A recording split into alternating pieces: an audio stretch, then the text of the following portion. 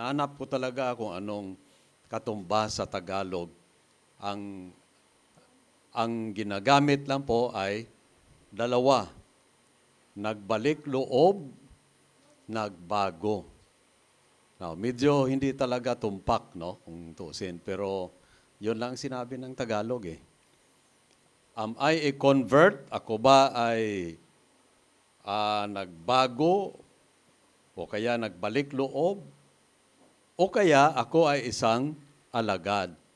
So, yun po ang ating tatalakayin at ating babasahin yung text natin. Wala nang iba kung hindi yung kinaroroonan ng tinatawag The Great Commission, ang dakilang utos na makita sa Matthew 28 at atin ang babasahin yan diyan sa ating screen.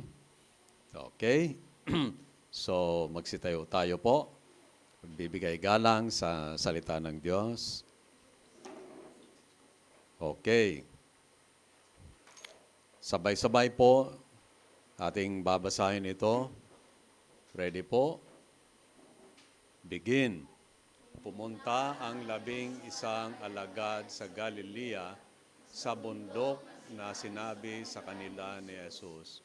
Nang makita nila si Jesus, siya ay sinamba nila, subalit may ilan sa kanilang nag-alinlangan.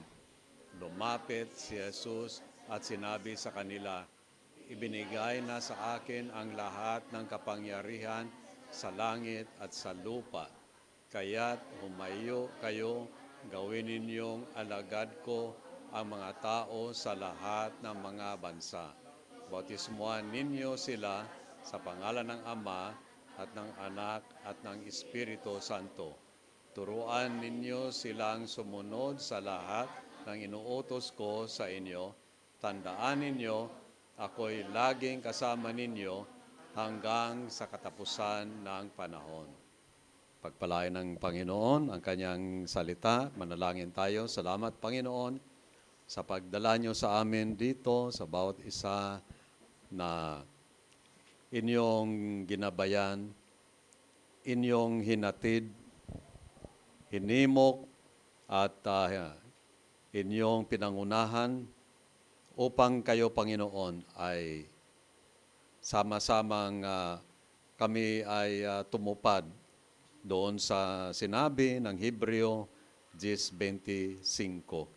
Huwag ninyo kaligtaan ang inyong pagkakatipon sa nakikita nyo na ang kaniyang pagbabalik ay nalalapit na. Panginoon, totoo nga na sa mga huling araw, bago ang inyong muling pagbabalik, marami ang manghihina, manglulupaypay, at ang iba sa kanila ay titigil na. Kaya nga, Panginoon, maraming salamat na andito pa kami ngayon at inyo lang po kami na i-encourage, palakasin sa inyong salita, Panginoon. At sa mga testimonies din ng mga kapatiran. Dahil sabi nyo sa Hebreo 10:25, kayo ay magpapalakasan sa isa't isa. Salamat na dinala nyo ang mga kapatirang pinanalangin namin na mga nagkasakit, katulad kay Sister Marcia. At salamat na makapiling namin muli, Sister Wilma. At salamat, Panginoon, na inyong pinahintulot na makakapagpatuloy kami sa umagang ito. Handaan niyo po kami sa pangalan ng Panginoong Hesus.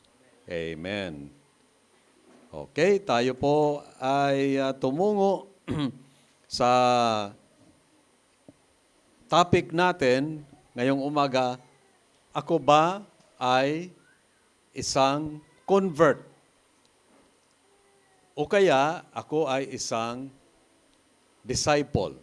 So, talaga pong medyo mayroon pong tatawagin natin mga gray areas. Medyo hindi natin talagang lubusang ma-define, pero pagsisikapan po natin, no, na ma-define natin ito.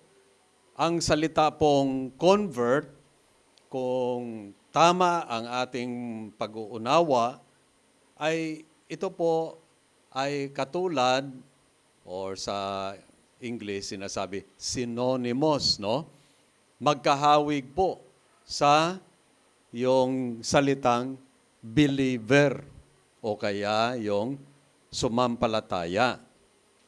Sa isa pang Great Commission din na passage, at yan ay matagpuan sa Mark chapter 16. Okay, i-flash natin. Yan, sinasabi ng Marcos 16:16, ang sino mang sumasampalataya, now, take note, na sa English, sabi diyan, whoever believes. At ang ginamit na salita ay sumampalataya. At nabautismuhan ay maliligtas. Ngunit ang ayaw sumampalataya ay paparusahan. Alam nyo, naalala ko, nung tayo nag-Bible study, nandun pa po yung Sister Jocelyn ba yun? Yung napunta na sa abroad, Miss Lang. Jocelyn ba yung pangalan niya? Oo. Now, meron siyang kapatid na kasapi ng yung hiliralan natin, Church of Christ. At medyo talagang masyado siyang zealous, masyado siyang ayaw ko tama yung sabi, maangas. Talagang sabi niya,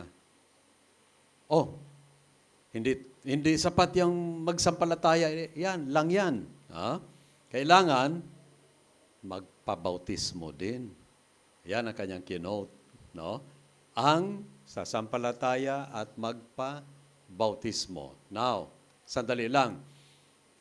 Sa unang tingin natin po, agad-agad, ay oo nga, no? Kailangan magkasabay o magkasunod yon, no? Pero kung i-analyze natin yung verse na yan, nagsasabi, ngunit ang ayaw sumampalataya ay paparusahan. Ang naghahatid sa isa sa kaparusahan ay ang hindi pagsampalataya. Now, kung talagang medyo nagkamali, kasi parang ika nga natin, parang may play of words, no? Dapat sinabi, ngunit ang ayaw sumampalataya at magpabautismo ay paparusahan. Yan, maniniwala ako na talagang magkakasama yung dalawa. Pero, ang talagang maghatid sa isa sa kaparusahan ay ang hindi niya pagsampalataya. Now, practical tayo. Ano ba ang merito ng bautismo para dulot o kaya magtulong ng kaligtasan? Di ba? Miski araw-araw magpabautismo kayo, sino ba sa may tamang pag-iisip na yan ay maghatid siya sa kanya sa langit? Ano sa tingin nyo? Maski araw-araw pa. Yun. Kahit na rin po yung reliyon, kahit araw-araw magpalit kayo ng reliyon, makakaligtas ba ang reliyon? Ang reliyon nag-a-attempt lang na magpapalapit sa atin, sa Diyos. Dahil galing yun sa salitang Latin, religare. Or ibig sabihin, to tie back. Pero walang reliyon na nagbayad ng ating kasalanan sa krus. Walang reliyon na nakabayubay sa krus ng Kalbaryo. Kaya nga, ito parang kung sa isang iglap o sa isang tingin o sa isang analysis, no? Oo nga, no? Kailangan talaga kasama na o kasunod na o kaya isabay na ang pagpabautismo para maligtas. Pero hindi po. Now, atin ang nililinaw po ito, no? Dahil po, yung sabi ng Mark 16:16 na ang sumasampalataya. Now, sa English, whoever believes. Kaya nga, binanggit ko kanina, yung pagiging isang convert ay kapareho lang siya sa isang mananampalataya. Ngayon po, ang problema naman natin kasi mayroon ding word na faith. So ano naman kaya ang ating explanation o paano tayo makalusot o ating malinaw yan, no? Kasi malinaw naman sa episode 2:8 na sa pamagitan ng pananampalataya sa pamagitan ng biyaya, kayo ay naliligtas sa pamamagitan ng pananampalataya. At ang word na ginamit diyan ay faith. Now, alam nyo, malaki talagang tulong po yung may konti tayong kaalaman. Now, hindi naman po ako talagang magaling na magaling sa original languages sa Bible. Yun po ay Grego. Ang daming mga tinatawag na mga Greek mga dictionaries, pwede nyo tignan at ikumpara. At makikita nyo po na yung word na believe, iba nga siya, hindi kapareha sa word na faith, no? Ang word na believe sa original, sa Grego, doulos. Galing po yan. At dyan natin kinuha ang salitang doulos. Now medyo nakakaalam o nakakarinig na, pag sabihin doulos, slave. Slave yan. So, ang naniniwala pala ay kanya palang parang under or sinasubject niya ang kanyang sarili. No? Naniniwala ka, ibig sabihin, sa ilalim ang iyong paniniwala sa pinapaniwalaan. Kaya, ang word na believe ay, pag mag-believe ka, ibig sabihin, sumasang-ayon ka. Now, ang word naman po na faith, yun naman po ay pistuo. Yan, alam siguro, naka-agree kayo. Yung pistuo, yung word na yan, faith ang ginamit diyan, no? At ang simpleng pakahulugan sa faith o pistuo sa Grego ay to be persuaded. To be yung tinatawag na nagiging ikaw ay nalagay sa kapangyarihan noon, no? Persuaded. Nagiging ikaw ay nadala. So, yung word na faith at saka word na believe, no? Bagaman parang magkakaiba kasi mayroong parang shades of meaning, ibig sabihin magkaiba ng konti, pero parehong-pareho ang binabanggit. Yung pistuo, ikaw ay magiging ma-persuaded ka, ikaw ay mapapaniwala. Ayun. Yung believe naman ay, ikaw ay to be subjected o ikaw ay nagpapailalim sa yung nagpapaniwala sa iyo. Nakuha niyo yon? I hope na hindi talaga masyadong mahirap, no? Pero, kung atin po itong tatalakayin talaga, i-reconcile natin. Katulad po, ang gamit ng salitang Mark 16:16, no? ang siyang naniniwala o kaya believe sa English, no? Yun din po ang ginamit sa Acts 16:31. Meron yata dyan eh. May Acts 16:31 na ilagay ba? Na dyan? Wala?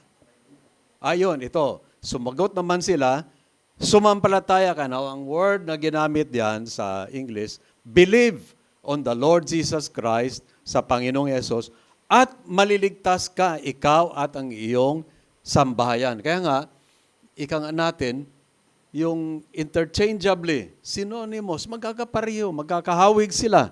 No? Isa pa rin na ginamit sa Roma 1:16. Yan. Okay, ito. Hindi ko ikinahiya ang magandang balita sapagkat ito ang kapangyarihan ng Diyos sa kaligtasan ng bawat sumasampalataya. To everyone who believes, English. Unay sa mga Hudyo at gayon din sa mga Grego. So, yung pagkagamit po ng salitang believe ay wala talagang halos pagkakaiba. Now, ito, talagang gumagamit talaga, definitely, specifically, ng word na faith na kinakailangan talaga para na humantong sa kaligtasan. At yan ang sinasabi sa Roma 10:13 hanggang 17. So, basahin ko po. Subaybayan na lang ninyo. Dahil sa sinasabi sa kasulatan, maliligtas ang lahat ng tumatawag sa pangalan ng Panginoon. Paano naman sila tatawag sa Kanya kung hindi sila sumasampalataya? Now, word na ginamit yan, tingnan niyo sa English, believe. Kung hindi sila sumasampalataya, if they don't believe, okay, patuloy tayo.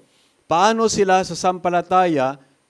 How can they believe kung wala pa silang napakinggan tungkol sa Kanya? Kung hindi sila, sinisiran, no? Paano naman sila makakapakinig kung walang mangangaral sa kanila? Yon, yung preacher. At paano makakapangaral ang sinuman kung hindi siya isinugo? Okay. Parang sabihin natin, komisyon, no? Tulad ng nasusulat, kay gandang pagmasdan ang pagdating ng mga nagdadala ng magandang balita. Alam niyo po, kung kayo mag-share kayo ng gospel, ay mayroon kayong magandang mga paa. Ang napakagandang nagdadala ng magandang balita, ngunit hindi lahat ay sumusunod sa magandang balita. Gaya ng sinulat ni Isaiah, Panginoon, sino ang naniniwala sa aming ibinalita? Kaya't ang pananampalataya, tignan nyo sa English. So then, faith comes by hearing, and hearing by the word of God. Ang pananampalataya ay dumadating sa pakikinig ng salita ng Diyos. Kaya nga, pinuprove ko ang aking point na sa English, ang believe at saka ang faith ay ginagamit siya interchangeably. Pero, hahantong din naman po sa isang kahulugan na ikaw ay, okay, yung isa dulos, yung believe, nagpapailalim ka o sumasang-ayon ka. Yun namang faith ay ikaw ay persuaded, ikaw ay ano tawag natin diyan? Nahaylo. Ikaw ay napaniwala, no? Ikaw ay nadala, parang ganon, no? Ikaw ay nagbagong loob, parang ganon. So, ang pagkagamit ng salitang believe, mahirap talaga i-define dito kasi minsan isa lang ating ginagamit. Ang believe, faith, sampalataya. Ang faith, sampalataya din, no? Pero para lang for the sake lang na kung nagbabasa kayo ng English na Bible, malilinaw natin ito na itong dalawang mga bagay, lalo na sa Mark 16:16, ay tumutukoy lang sa iisa. Yung ikaw ay maniwala, magbalik loob, ikaw ay magpailalim, no? Ikaw ay yung iyong tanggapin na ano ikaw, na persuade ka, yung sinasabi tungkol sa magandang balita. Okay? Siguro ma-illustrate natin yan sa katulad ng pag-aasawa. Okay. Sino ba sa atin dito naghahangad na mag-aasawa? Wala nga amin. Yung mga may asawa na, huwag na kayo maghahangad. Meron na kayo eh. Okay. Nung si girl at saka si boy ay nagtagpo, nagkita-kita, mag-asawa na ba sila agad? Ha? Pero sa ngayon, medyo parang ganun. Nag-bullseye lang. Bullseye, ano yan? Eyeball. Bullseye, no? Nag-eyeball lang. Pagkatapos, yan. Tayo na? Ha? Tayo na ba? Tayo na? Nag-eyeball lang. Tayo na, sila na. Uwi na sila na.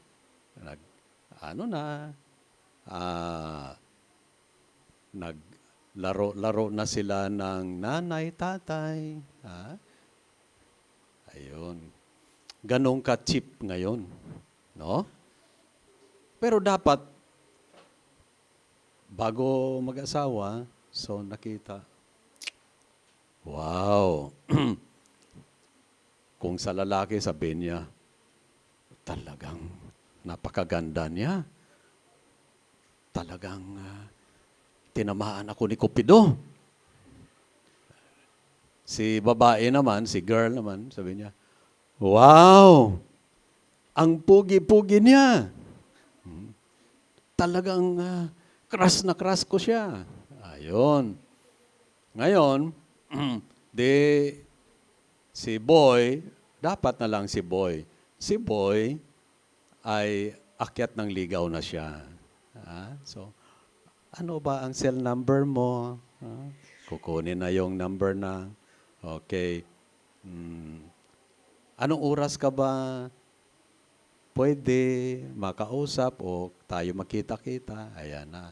So, sa madalit sabi, nanliligaw na siya. Okay?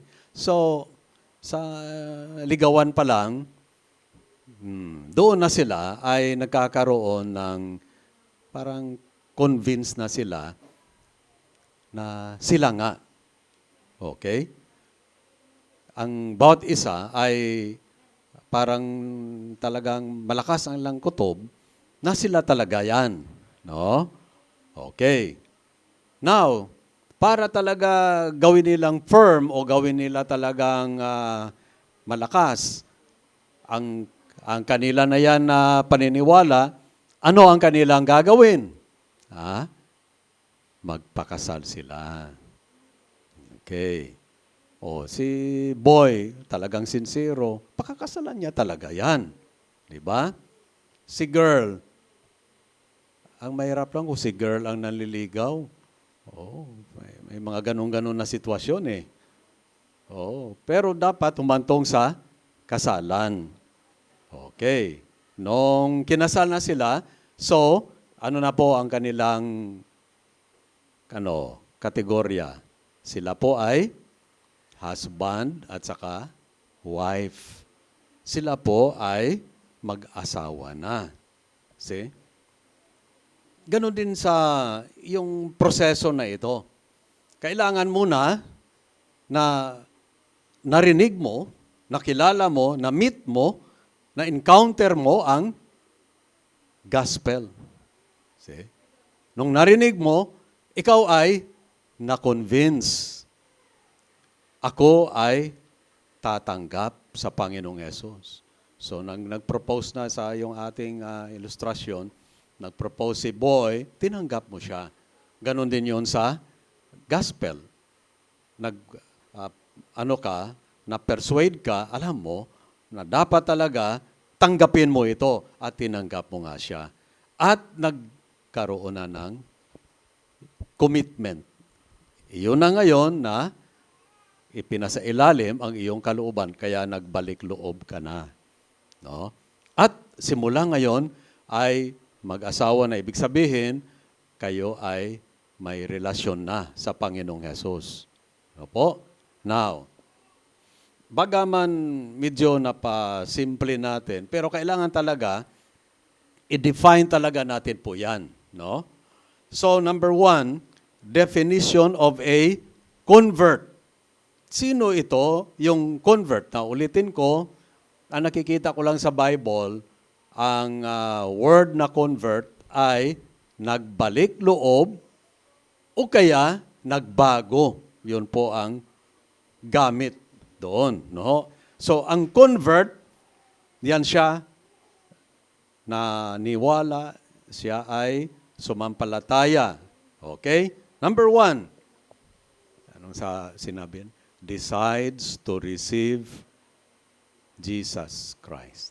Siya ay nagpasya na tanggapin si Jesus na kanyang tagapagligtas.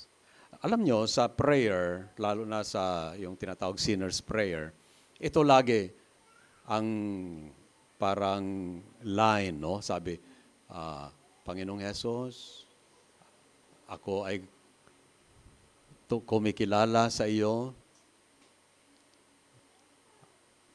Ang aking kasalanan ay aking pinagsisihan. At ngayon, Panginoong Hesus, inanyayan ko kayo sa aking puso at ako ay tumatanggap sa iyo na aking Panginoon at tagapagligtas. Di ba yan ang ating dinidictate na prayer? Alam niyo po, medyo may something wrong. May problema konti. Kasi po, ang isang convert, hindi pa talaga Panginoon ang Panginoong Hesus sa kanya. Kasi po, siya ay nagkaroon lang ng tinatawag sa English, mental assent, naniwala siya, okay, ako ay magbalik loob, tanggapin ko ang Panginoong Hesus. Yan ang kanyang ginawa. Ang kanyang actually, unang hakbang, tinanggap niya ang Panginoong Hesus na kanyang tagapagligtas. That's the most that he did. Yan lang po talaga ang kanyang ginawa. Tinanggap niya ang Panginoong Hesus na kanyang tagapagligtas. Kaya nag-decide siya na lumapit at tanggapin ang Panginoong Hesus na kanyang tagapagligtas. Yan naman ang sabi ng John 3:16, di ba? For God so loved the world that He gave His only begotten Son, that whosoever believes, now ang word na ginamit, believes in Him, should not perish, huwag mapunta sa kapahamakan, ngunit magkaroon ng buhay na walang hanggan. Hanggang doon lang siya. Siya po ay nag-believe lang siya. Naging convert lang siya, kumbaga. No? Pangalawa, yan, follows in water baptism. Kaya balikan natin yung Mark 16:16, ang sumampalataya at nagpapabautismo. Okay? Mayroon pang ibang mga passages na nagsasabi talaga na ang talagang nag-believe o kaya sumampalataya, siya po ay nagkakaroon ng realisasyon na dapat talaga sumunod siya sa tubig ng bautismo. Okay. Tingnan natin po. Ayun ko kung nasulat diyan yung isang sample ay mga Gawa 8:36 hanggang 38. Meron ba? Wala? Wala? Meron. Okay. Sige, hintayin natin po. Mga gawa 8:36 hanggang 38. Na-print na siya? Kasi magandang mausisa natin itong passage na ito. Mga gawa 8:36 hanggang 38.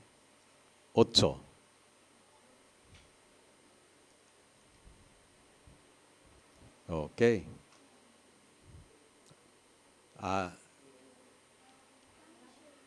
Sige lang. Di bali na. Habol na lang sila. Pero hawak naman ninyong Bibles ninyo, no? Tingnan na natin po. Anyway, 2 verses lang naman. 36 to 38. Kita nyo po? 36 to 38. Okay. Ito. Ayan na. Tingnan natin. Nagpatuloy sila sa paglakbay. Ang involved dito ay yung eunuko at saka si Felipe, yung one of the first deacons. At dumating sa isang lugar na may tubig. Kaya't sinabi ng pinuno, yan siya ang prince, no?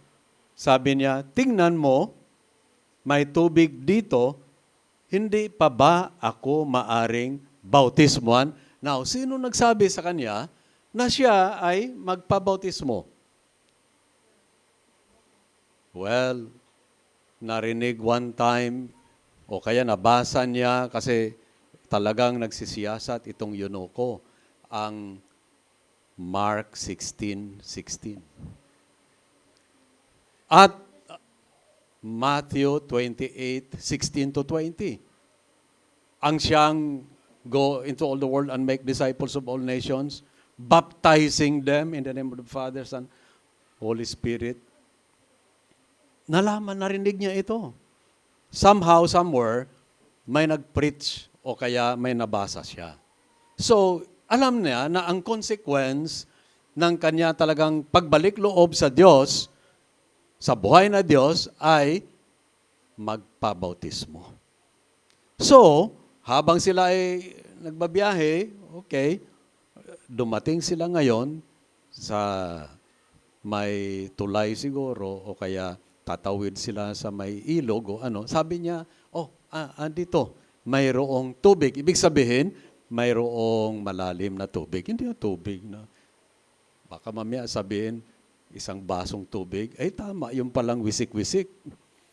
Kasi baso lang ang gagamitin mo diyan tubig. Kasi pag ating ipapatuloy yan, bumaba sila at binautismuhan siya. Bumaba doon sa ilog, no? Bababa ka ba kung mababaw lang yan o kaya walang tubig talaga na malalim? Bumaba sila. At siya ay binautismuhan. Now, dumako tayo po naman, itong eunuko wala nang paligoy-ligoy pa, wala na kung paano-ano pa, pabautismo agad, Okay. 16, sa mga gawa, meron tayo. Mga gawa, 16, at tignan niyo po, okay, 16, talatang 31 hanggang 33. Ayun. Okay. So, anyway, malapit lang naman sa 38 yun.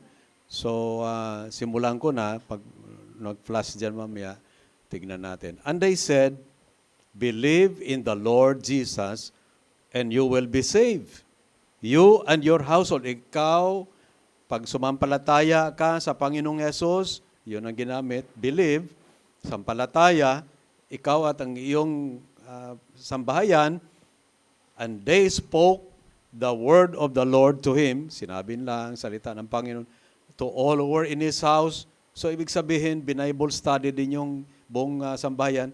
And he took them in the same hour of the night. Ayan na. Oh. And washed their wounds, and he was baptized at once, he and all his family. Yan. Basahin natin sa Tagalog. Nang gabi ring iyon, hinugasan ng bantay ang kanilang mga sugat, at siya ay nagpabautismo, pati ang buo niyang sambahayan. Hindi naman na parang carry all o kaya ano na lang, pinilit na lang. Hindi naman ganon. Kung hindi, nakinig rin sila sa mensahe ni Paul. At sila'y sumampalataya din.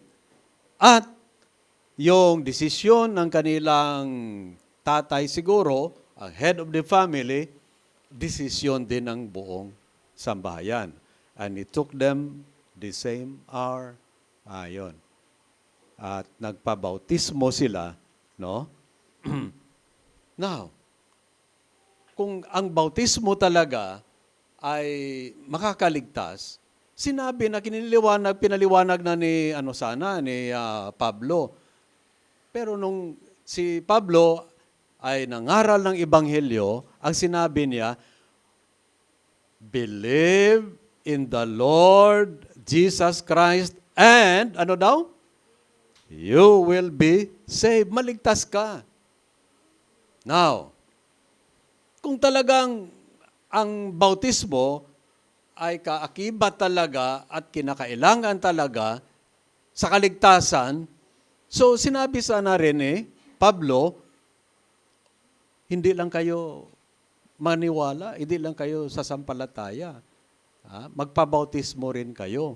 Now, yan bang sinabi ni Apostol Pablo? Hindi.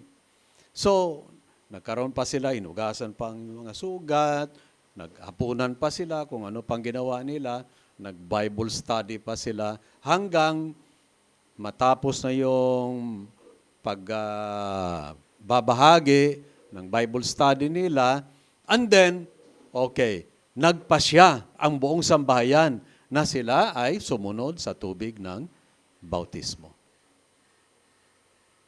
Now, wala na po yung argumento na ang bautismo ay kailangan idagdag sa pagsampalataya para maligtas. Wala na po yan, no? Atin na po yun na sagot. Ibig sabihin, na-destroy na natin yung argumento na belief or faith plus baptism. Nabura na natin yan. Na-destroy na natin yan. Pero ito yung ating i-establish. Ang bautismo po ay bahagi ng pagsunod.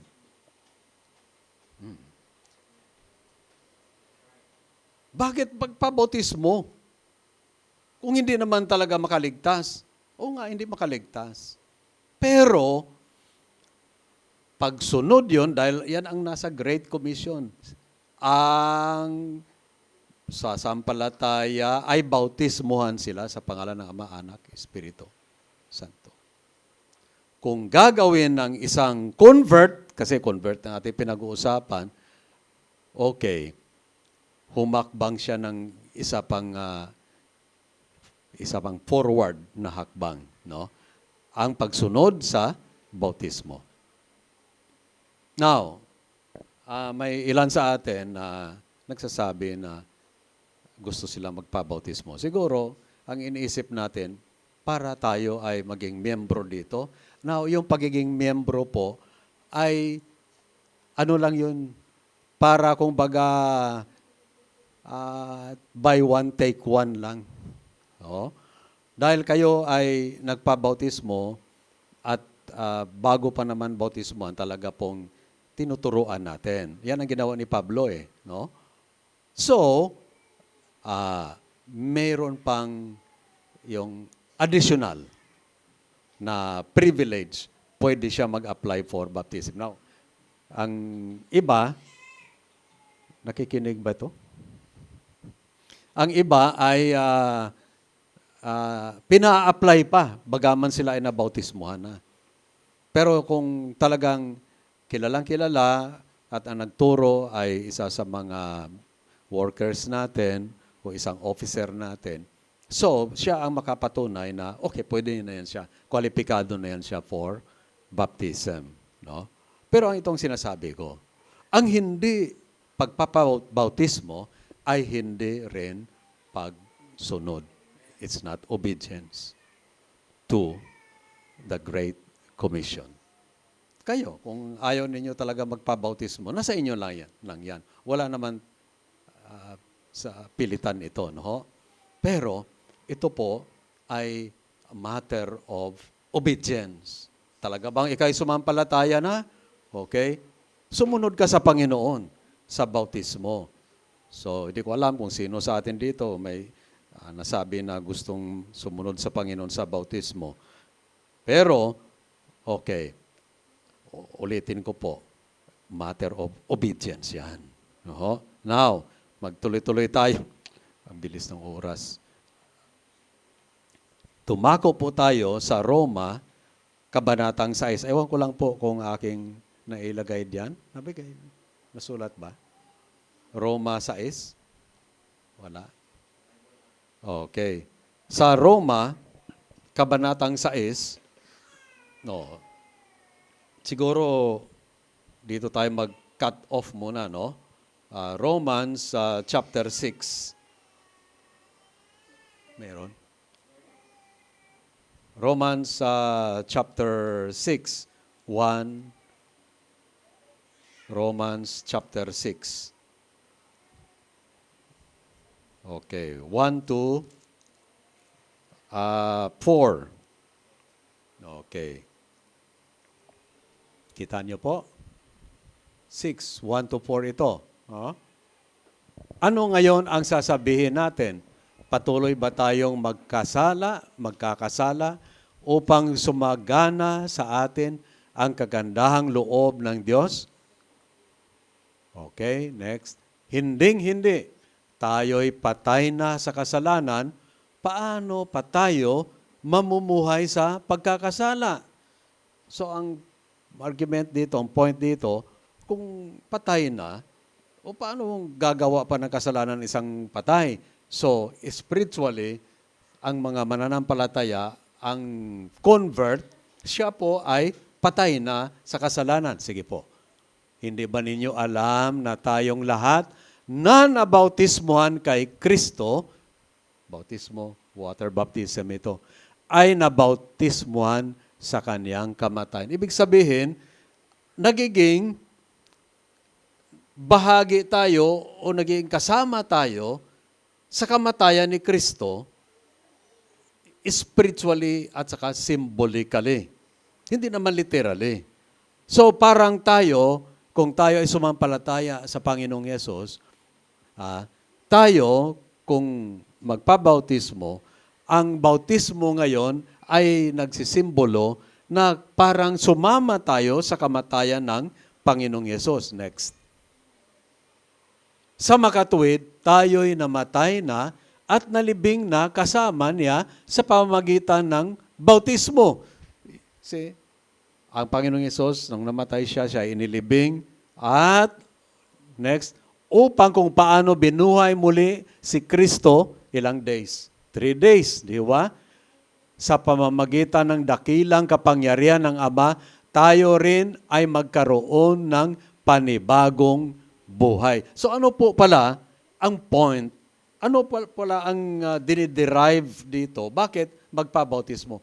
Tayo na sumampalataya na at nais magpabautismo, ito ang ating pinaproklama.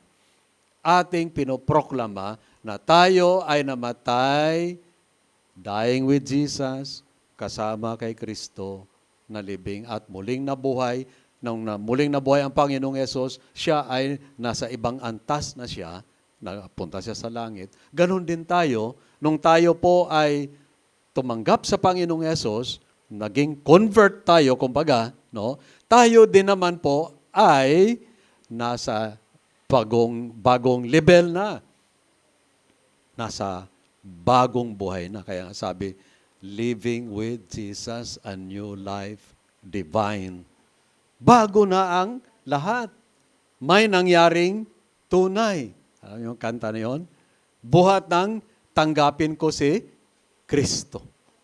Yun po ang isinisimbolo, yun po ang ipinahihiwatig ng bautismo.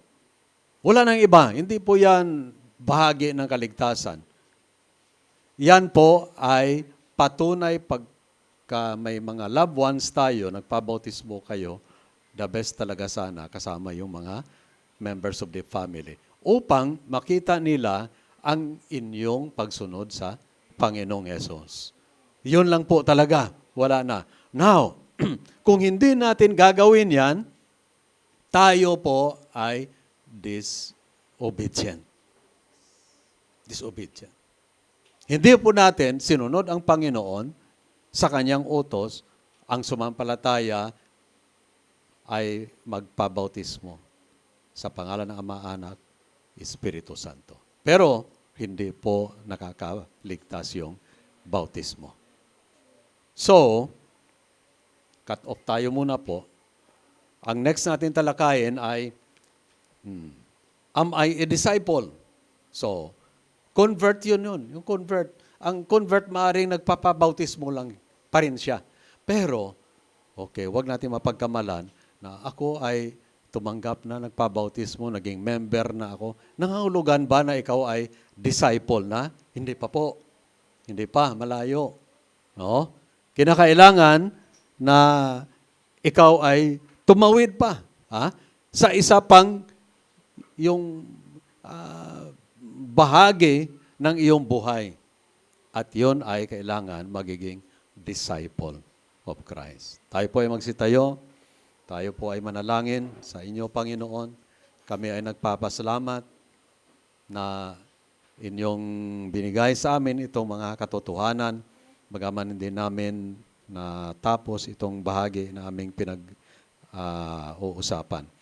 At Panginoon, inyo lang po ipaintulot na ang bawat isa na sumampalataya, na hindi pa siya nagpasya, na sumunod sa iyo sa bautismo, siya naway, Panginoon, ay mag-decide, hindi na po siya magpanatiling rebelde o kaya siya ay hindi nagpapasakop sa inyo, Panginoon.